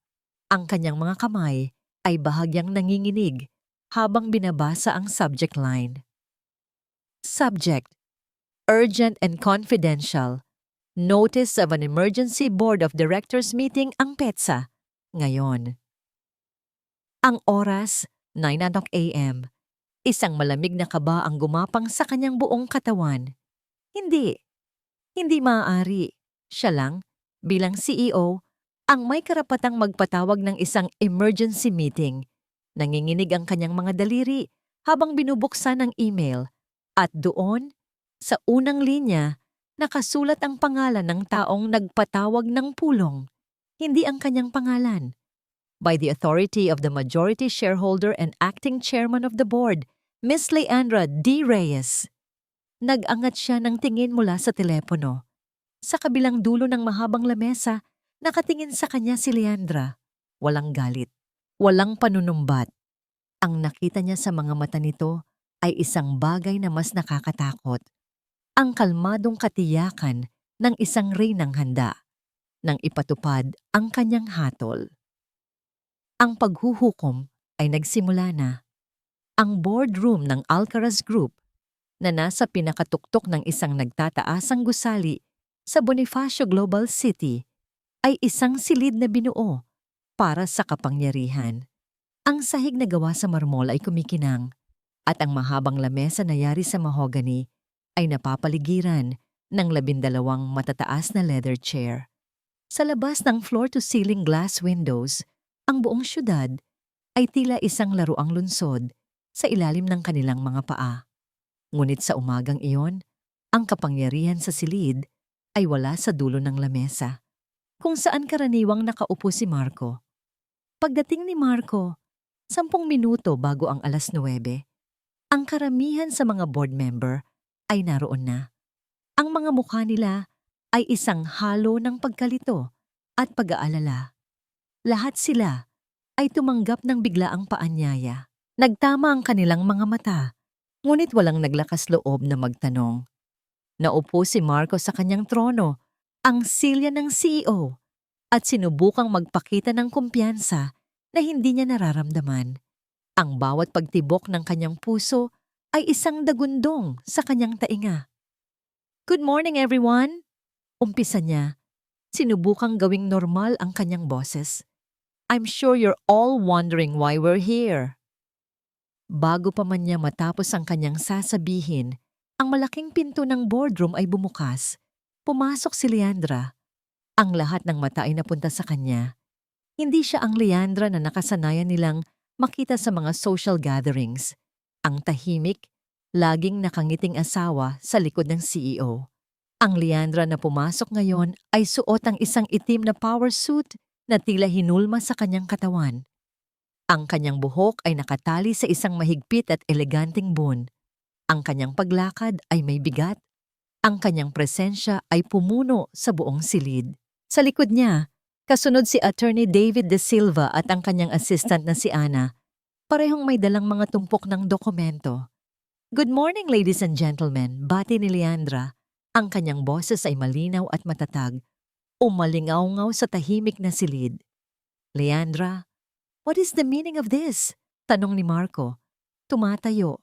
Ang galit at pagkalito ay nag-aaway sa kanyang mukha. "This is a private meeting of the board." Isang malamig na ngiti ang sumilay sa labi ni Leandra. "Exactly. And as the acting chairman and majority shareholder, I believe I belong here more than anyone else." Isang kolektibong paghinga ang narinig mula sa mga board member. Majority shareholder? Chairman? "Nababaliw ka na," sigaw ni Marco. "Ako ang CEO ng kumpanyang ito." "That," sabi ni Attorney De Silva na lumapit sa lamesa, "is what we are here to discuss." Sa isang senyas mula kay Leandra, si Ana ay nagsimulang mamahagi ng mga folders sa bawat miyembro ng board. Si Marco ay binigyan din. "Ladies and gentlemen," pagpapatuloy ni Attorney De Silva, ang kanyang boses ay formal at may autoridad. "For the past 5 years, this company has been operating under a misapprehension. You have known it as the Alcaraz Group, but its legal and original name, as registered in the Securities and Exchange Commission, has always been Reyes Holdings." Binuksan ng mga board member ang kanilang folder. Sa loob, ang kopya ng orihinal na SEC registration at ang Articles of Incorporation. Malinaw, walang duda. Furthermore, sabi ng abogado, ang share distribution na alam ninyo ay hindi natumpak. Ayon sa huling habilin at testamento ni Don Ricardo Reyes, ang nag-iisang tagapagmana ng kanyang 80% controlling stake sa Reyes Holdings ay ang kanyang anak, Miss Leandra Reyes. Isa-isang inilabas ni Attorney De Silva ang mga dokumento. Ang last will and testament, ang stock certificates sa pangalan ni Leandra. Ang mundo ni Marco ay gumuho sa harap mismo ng kanyang mga mata. Ang lahat ng kasinungalingan, lahat ng pagpapanggap, ay hinubaran sa harap ng mga taong dati tinitingala siya. "This is ridiculous!"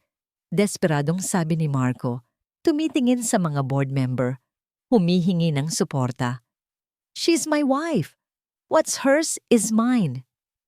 "Not according to your prenuptial agreement, Mr. Alcaraz," malamig na sagot ni Attorney De Silva habang inilalabas ang isa pang dokumento, which clearly states complete separation of properties.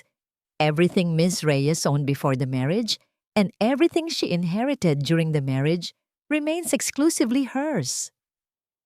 Si Marco ay napaupo. Tila nawalan ng lahat ng lakas. Wala na siyang bala. Wala nang palusot. At doon, tumayo si Leandra.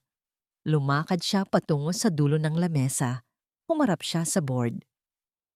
Bilang may-ari ng kumpanyang ito, anunsyo niya, ang kanyang boses ay puno ng kapangyarihan na matagal niyang itinago. "My first official act is to call for a vote of no confidence against our current CEO, Marco Alcaraz, on the grounds of gross mismanagement, embezzlement, and corporate fraud." Inilabas ni Ana ang mga ebidensya, ang mga pekeng liquidation report, ang mga bank statement na nagpapakita ng paglipat ng pondo sa mga personal na account, ang mga dokumento para sa Special Projects Division. At bilang panghuli, ipinarinig ni Attorney De Silva ang isang maikling bahagi ng audio recording na kuha ni Leandra. Ang banta, ang pag-amin sa paninira sa pangalan ng mga Reyes, wala nang kailangang pag-usapan. Ang boto ay mabilis at nagkakaisa. The board has voted. Anunsyo ng Corporate Secretary. Mr. Alcaraz is hereby removed from his position as CEO and terminated from this company, effective immediately. Si Marco ay nakatingin sa kawalan, hindi makapaniwala sa nangyayari. Kasabay ng pagbagsak ng martilyo ng Corporate Secretary sa lamesa, sa mansyon sa Alabang, isa pang eksena ang nagaganap. 2 security personnel na inarkila ni Leandra ang magalang ngunit matatag na kumakatok sa pinto ng silid ni Dolores. "Ma'am Dolores Alcaraz," sabi ng hepe ng security, "pinapaalis na po kayo sa pamamahay na ito sa utos ng may-ari, si Miss Leandra Reyes. Mangyari po sanang kunin na ninyo ang inyong mga personal na gamit." "Mga walang hiya, hindi niyo ako pwedeng palayasin. Akin ang bahay na ito," sigaw ni Dolores. Ngunit ang mga gwardya ay hindi natinag. Sa huli, wala siyang nagawa kundi ang mag-empake ng kanyang mga damit habang ang mga kasambahay ay nanunood sa malayo. Ang reyna ng mansyon ay isa na lamang ordinaryong babae na pinapalayas.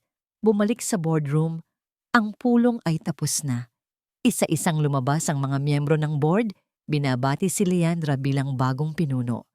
Naiwan sa loob si Marco, nakaupo sa silyang hindi na kanya, sa isang silid na hindi na niya pag-aari. Tumayo si Leandra at nagsimulang maglakad palabas. Sa kanyang pagdaan sa tabi ni Marco, hindi niya ito tiningnan. Para sa kanya, isa na lamang itong multo ng nakaraan. Nang nasa may pinto na siya, biglang tumunog ang kanyang telepono.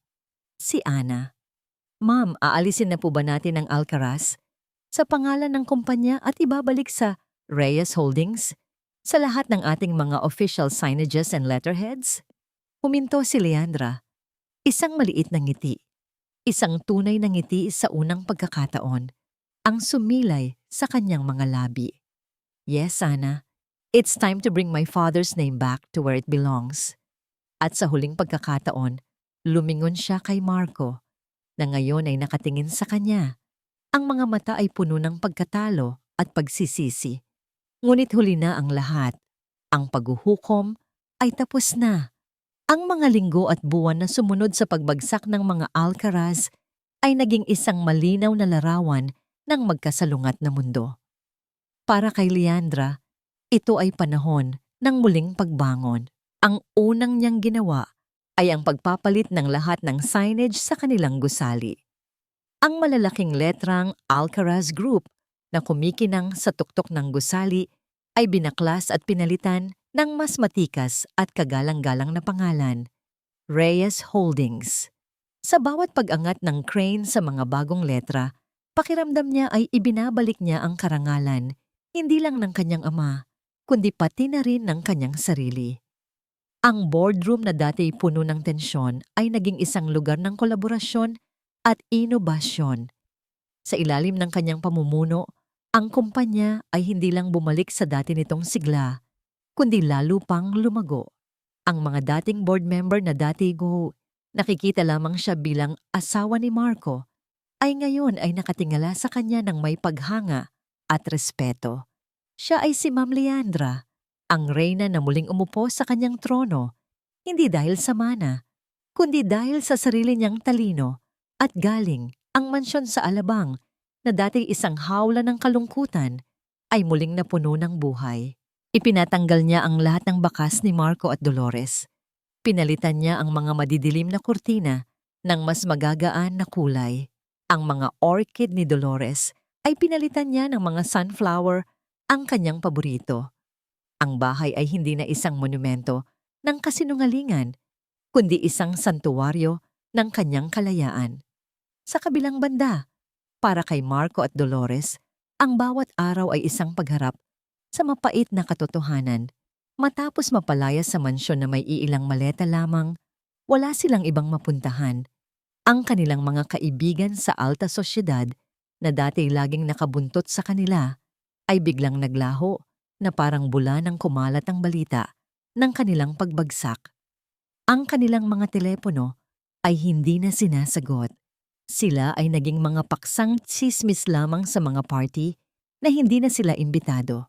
Sa huli, napilitan silang umupa ng isang maliit at masikip na apartment sa isang hindi kilalang lugar sa Quezon City. Isang lugar na dati titingnan lang nila ng may pandidiri mula sa bintana ng kanilang mga mamahaling sasakyan. Ang unang linggo ay isang bangungot. Si Dolores, na sanay sa mga kasambahay na nagsisilbi sa bawat kapritsyo niya, ay napilitang matutong magluto sa isang lumang kalan at mamalengke sa isang maingay at masikip na palengke. Ang kanyang mga alahas at designer bags ay unti-unti niyang ibinenta para lamang may pambayad sila sa upa at pangkain sa araw-araw. Bawat pirasong nawawala sa kanya ay isang paalala ng buhay na kanyang sinayang.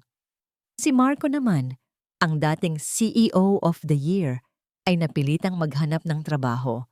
Ngunit ang kanyang pangalan ay nadungisan na. Walang kumpanyang gustong tumanggap sa isang taong napatalsik dahil sa corporate fraud. Nagpasa siya ng resume sa 12-dosenang kumpanya, ngunit wala ni isang tumawag pabalik. Ang kanyang kayabangan ay napalitan ng desperasyon. Isang hapon, habang umuulan ng malakas, nag-away sila sa loob ng kanilang masikip na apartment. "Kasalanan mo ito lahat," sigaw ni Dolores habang nakatingin sa kanyang mga kamay na ngayon ay may kalyo na dahil sa paglalaba. "Kung naging mas matalino ka lang sana, kung naging mas matapang ka. Ako pa ngayon ang may kasalanan." Ganting sigaw ni Marco. Ang muka ay basang-basa ng pinaghalong pawis at luha ng pagkadismaya. "Sino ba ang nagtulak sa akin? Sino ba ang nag-udyok sa akin na lokohin si Leandra? Hindi ba't ikaw, Mama? Dahil sa kasakiman mo." Ang pag-ibig ng mag-ina na dating nakasentro sa pera at kapangyarihan ay naging isang lason na unti-unti nilang nilulunok. Walang natira kundi ang paninisi sa isa't isa. Si Isabel, tuluyan na itong naglaho. Narinig na lang ni Marco mula sa isang kaibigan na bumalik na ito sa probinsya. Ang ipinagbubuntis nito na dapat sana'y magiging alas nila ay naging isang problemang hindi na niya kayang harapin. Isang araw, pagkatapos ng isa na namang bigong job interview, naglalakad si Marco sa kahabaan ng EDSA. Basang-basa ng ulan, walang payong, walang sasakyan. Isa na lamang siyang ordinaryong tao sa gitna ng milyon-milyong iba pa. Huminto siya sa isang waiting shed. Sa tapat nito, isang malaking billboard ang nakatayo. Isang magazine cover, ang cover ng pinakaprestihiyosong business magazine sa Asia. At sa cover na yon, nakangiti ang isang pamilyar na mukha. Si Leandra. Ang kanyang larawan ay puno ng kumpiyansa, ng kapangyarihan, ng isang kagandahang hindi lang panlabas, kundi nagmumula sa loob. Sa ilalim ng kanyang larawan, isang malaking titulo ang nakasulat, Leandra Reyes, Asia's Businesswoman of the Year. The Queen reclaims her empire. Nakatitig lang si Marco sa billboard habang ang ulan at ang mga sasakyan ay patuloy na dumadaan. Ang imahe ng kanyang asawa, dating asawa, ay isang salamin ng lahat ng bagay na nawala sa kanya. Lahat ng bagay na sinayang niya. Hindi galit ang naramdaman niya, hindi inggit. Isang malalim, mabigat, at nakalulunod na pagsisisi. Doon, sa gitna ng ulan at ingay ng syudad, sa ilalim ng nagniningning na imahe ng reynang kanyang iwinaksi, sa wakas ay naiintindihan ni Marco ang lahat. Ang mapait na katotohanan ay hindi ang pagkawala ng pera o ng kapangyarihan. Ang mapait na katotohanan ay ang pagkawala ng babaeng minsan ay minahal siya ng higit pa sa kanyang sarili. At alam niyang hinding-hindi na ito magbabalik. Lumipas ang 6 na buwan. Ang tag-ulan ay napalitan ng malamig na simoy ng Pasko. Ang syudad ay abala sa paghahanda para sa Kapaskuhan, ngunit para kay Leandra, ang tunay na bagong taon ay nagsimula noong araw na pinili niya ang kanyang sarili. Ang annulment nila ni Marco ay formal nang naaprubahan. Ang salitang akaras ay legal nang inalis sa kanyang pangalan. Siya na muli, si Leandra Reyes, buo at malaya. Isang hapon, pagkatapos ng isang mahabang araw ng mga pulong sa Reyes Holdings, nagpasya siyang umuwi ng maaga. Ngunit imbes na dumiretso sa alabang, sinabi niya sa kanyang driver na ihatid siya sa isang lugar na matagal na niyang hindi napupuntahan, ang paborito niyang dalampasigan sa Batangas, isang lugar na madalas puntahan ng kanyang ama noong nabubuhay pa ito. Habang papalubog ang araw, naglakad siya sa dalampasigan. Ang kanyang mga paa ay lumulubog sa pino at basang buhangin. Ang maalat na hangin ay hinahaplos ang kanyang mukha. At ang tunog ng mga alon ay tila isang himig na nagpapatahan sa kanyang kaluluwa. Hindi na siya ang Leandra na puno ng galit at pagnanais na maghiganti. Ang digmaan ay tapos na. Nanalo siya, ngunit ang tunay na tagumpay para sa kanya ay hindi ang pagbagsak ni na Marco at Dolores, kundi ang kapayapaang natagpuan niya sa kanyang sarili. Ang pagpapatawad, hindi para sa kanila, kundi para sa sarili niya. Pinatawad na niya ang sarili sa pagiging bulag, sa pagpayag na tapakan ng kanyang pagkatao. Umupo siya sa buhangin. Pinapanood ang araw na dahan-dahang lumulubog sa abot-tanaw. Pinipinta ang kalangitan ng mga kulay kahel, rosas, at lila. Isang napakagandang pagtatapos sa isang araw. Isang napakagandang metapora para sa kanyang buhay. Sa kanyang pag-iisa, inilabas niya mula sa kanyang bag ang isang sobre na natanggap niya ilang linggo na ang nakalipas. Isang ordinaryong puting sobre, walang return address, na iniwan sa reception desk ng kanyang opisina. Matagal niya itong hindi binuksan, hindi sigurado kung handa na siyang harapin ang anumang nilalaman nito. Ngunit ngayon, sa lugar na ito na puno ng kapayapaan, naramdaman niyang oras na. Dahan-dahan niyang binuksan ang sobre. Sa loob, isang piraso ng papel mula sa isang murang notebook ang nakatupi. Ang sulat kamay ay magulo, ngunit pamilyar. Sulat ni Marco. Leandra, hindi ko alam kung babasahin mo ito at hindi kita masisisi kung hindi. Walang salita ang sapat para sabihin kung gaano ako nagsisisi sa lahat ng ginawa ko sa'yo. Nung una, sinisi ko ang lahat, ang mundo, si Mama, maging ikaw. Pero dito sa bagong buhay ko, natututunan ko ang isang bagay. Ang tunay na kalaban ko pala ay ang sarili ko, ang sarili kong kahinaan at inggit. Nagtatrabaho ako ngayon sa isang construction site. Nagbubuhat ng semento, naghahalo ng graba. Sa bawat patak ng pawis ko, sa bawat pagod ng aking katawan sa pagtatapos ng araw, doon ko lang naintindihan ang halaga ng tunay na pagtatrabaho. Ang halaga ng dignidad na hindi mo makukuha sa pera, kundi sa paggalang sa iyong sarili. Hindi ako humihingi ng tawad para bumalik ka sa akin. Alam kong imposible na yon. Isinusulat ko ito para humingi ng tawad para sa sarili ko, para sa wakas ay mapatawad ko ang sarili ko, at para magpasalamat. Salamat sa pagpapakita sa akin ng mapait na katotohanan. Dahil doon, nagsisimula akong maging tunay na tao. Sana, balang araw, maging masaya ka. Karapat-dapat ka sa lahat ng kaligayahan sa mundo. Marco tinupi ni Leandra ang liham. Walang luhang pumatak. Sa halip, isang maliit at tahimik na ngiti ang sumilay sa kanyang mga labi. Isang ngintang ngiti ng paglaya. Para sa kanya at para na rin kay Marco. Tumingala siya sa langit.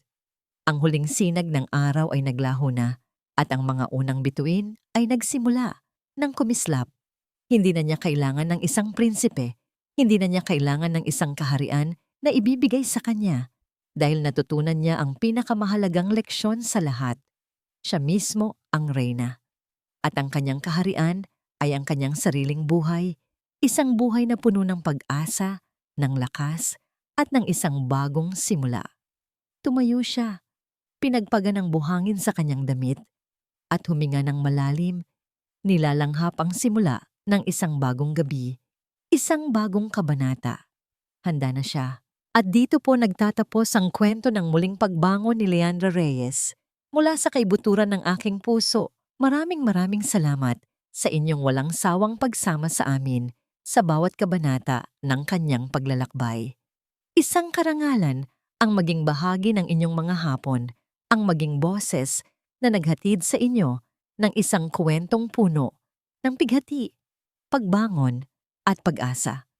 Habang isinusulat ko ang kwento ni Leandra, kasama ninyo akong nakaramdam ng kanyang sakit, ng kanyang galit, at higit sa lahat, ng kanyang tagumpay. Ang bawat salita ay nanggaling sa pagnanais na maipakita na sa likod ng bawat babaeng nasaktan ay may isang reynang naghihintay na magising.